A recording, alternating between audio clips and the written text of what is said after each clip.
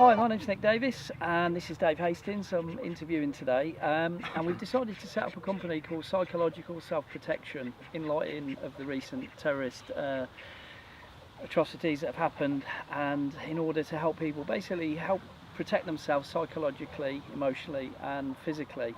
So firstly I want to introduce Dave, and just Dave, if I can just ask you to just give us a brief history of what you've done. I've basically got here one of Dave's books of certificates in martial arts and training. It's very full. So Dave, if you can try and give me a potted history of your experience in this sector. I started in judo in 1973. Used to fight with Coventry Judo Club as a junior team member. 1982 I started Hapkido, which is a Korean martial art. I'm still teaching Hapkido, but then in the late 90s, well actually in the late 80s, I started in close protection work. I had a 10-year run of working as an operative, and then I went into the training side of close protection, and I was one of 3 assessors in the UK that offered the very first BTEC qualification in VIP protection. From there I went on and I worked in the States as a firearms instructor, hostage rescue instructor.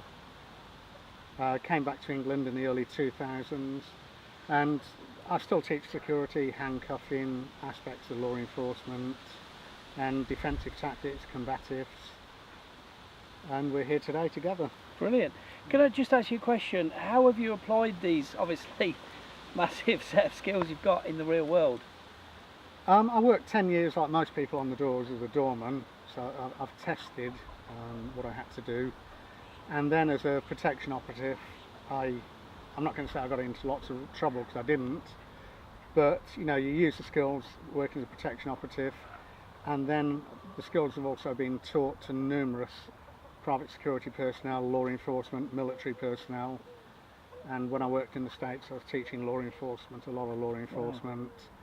So if I personally haven't used the skills, a lot of my students have used the skills.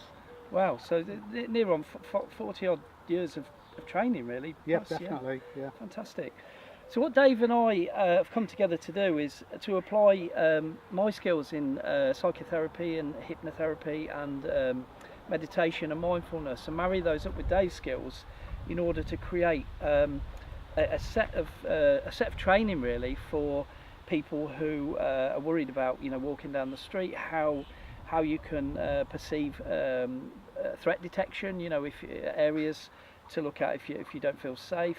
We're also going to be running classes on self-protection, teaching. I'm trained in boxing training. I've got 3 different certificates for that, and the psychological side. And what Dave and I have discussed on many occasions is about how you marry up the kind of psychological side with the physical side, because I know I've said to you on a number of occasions when we've trained together and stuff about how, you know, people can have a set of skills, but psychologically if they have a freeze response or something like that, how that can kind of go out the window, and what would you say to people who experience things like that? That they need to work on the mind. You know, the mind is the key. If you're not able to make that decision in the mind, no matter how good your physical skills are, you won't apply them. You know, I'm sure the people watching this can relate. There are thousands of really good martial artists out there that are fantastic in the dojo and great in the club, but they can't function on the street. Yeah. Because they just haven't got that mental switch. You know, they're great technicians, they're great at their art, but they just haven't got what it takes in the head to actually hurt another human being, should they need to. And an important point to make there, I just got to ask you another question. How can people know what's legal and what's not? Is that something?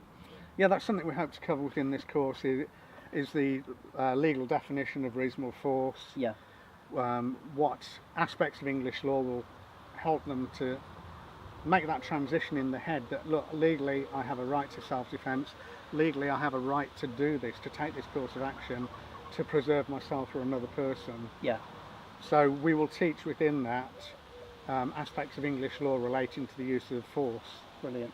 So we'll give them that clarity. It won't be can I, can't I. It will be, well, the law says I can do this, therefore I can make that switch in the head and take what action needs to be taken. Brilliant.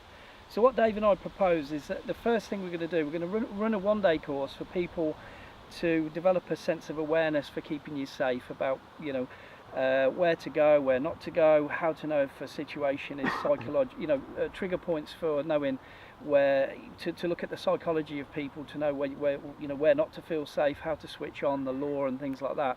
And then at the end of the day's course, we're going to teach you some basic strikes and things for people who don't really want to get hands on, but want more about the awareness, because I know in light of what happened in London and Manchester, a lot of people are walking around with a lot of fear at the moment and not knowing what to do or how to protect themselves, and really, you know, when you don't know what to do, sometimes that's the worst thing you can do, isn't it, really? And that's why you have a lot of the freeze aspect. You know, people don't know what action to take, so they'll just go into freeze. Yeah. And you know, obviously going into freeze, that's your most vulnerable state to be in. Absolutely. So the one-day course is that. We're also going to be running further courses, follow-on 2-day and another 2-day course for people who want to get more experience than that.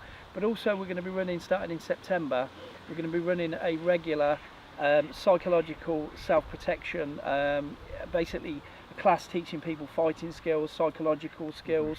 We're also going to be working on the mind a lot, because what Dave and I have decided is this is for real people who want real training, and this is not for, you know, people who want to thugs or people who want to use it for bad ways. This is for, you know, people who want to train themselves psychologically and physically to keep themselves safe, but go about their everyday business and be nice, kind people.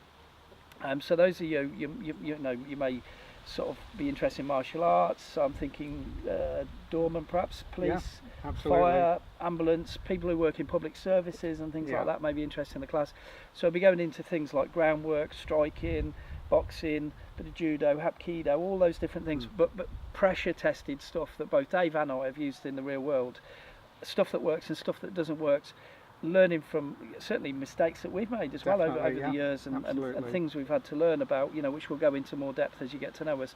But if that's something you're interested in, also what we're going to do is for companies as well that want courses run to keep their employees safe and things like that. You know, we're going to be running private corporate classes as well for businesses, but you'll need to contact us about that. So please like the Facebook page, Psychological Self-Protection, PSP, and we're going to be running more videos just answering some of your questions and things that you have about it. So hope you've enjoyed the video. Dave, thanks for joining me today. It's been a pleasure, Nick. And what we'll do is we'll get together and we'll record more of these videos answering some of your questions, and hopefully you'll want to attend some of the courses, or, you know, we can create courses of things, you know, if you have a niche or something that, you know, you specifically want covered. All right, take care guys, and most of all, stay safe. Bye.